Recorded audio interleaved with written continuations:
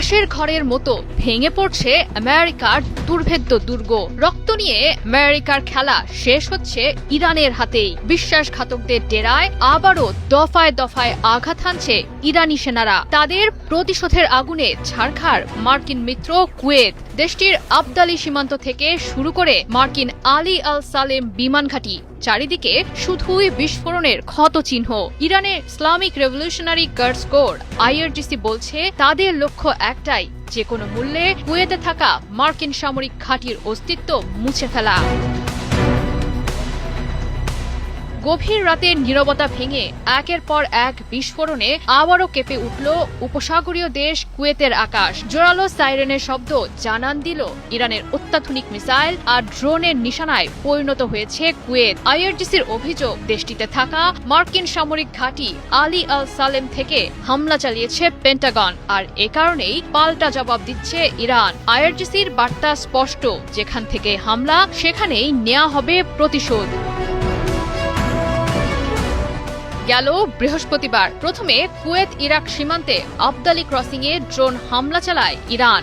একই দিনে আবারও কুয়েতের ওপর দ্বিতীয় আঘাত হানে শহীদ আয়াতুল্লাহ খামেনির সেনারা। ঘটনাটিতে ব্যাপক ক্ষতিগ্রস্ত হয় সীমান্ত কমান্ড ভবন। রাত বাড়ার সঙ্গে সঙ্গে আঘাতের তীব্রতা বৃদ্ধি করে ইরান। একসঙ্গে ড্রোন আর মিসাইল ব্যবহার করে আঘাত হানে কুয়েতে থাকা গুরুত্বপূর্ণ মার্কিন সামরিক ঘাঁটি আলী আল সালেমে।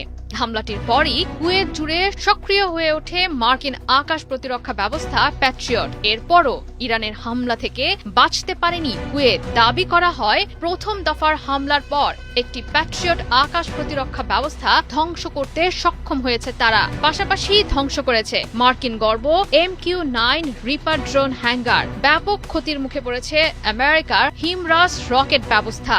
শোনা যাচ্ছে ধ্বংস হয়েছে ঘাঁটিটিতে থাকা একটি বড় সামরিক গুদাম, যার জেরে হতাহত হয়েছেন একাধিক মার্কিন সেনা।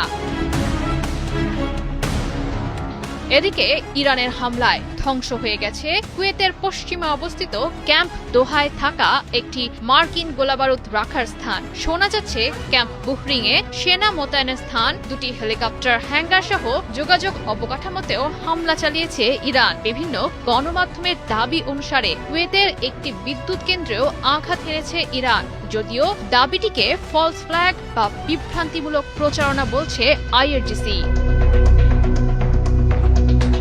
ইতোমধ্যেই ইরানের হামলার খবর নিশ্চিত করেছে কুয়েতের পররাষ্ট্র মন্ত্রণালয়। বলছে কুয়েতের সার্বভৌমত্বে আঘাত হেনেছে ইরান। তবে IRGCর দাবি, তাদের শিশু হত্যাকারীদের বিরুদ্ধে প্রতিশোধ নিতে পিছু হটবে না তারা, বরং যেখান থেকেই ইরানের ওপর আঘাত হানা হবে সেখানেই চালানো হবে জোরালো হামলা। জয়া সরকার, ৭১।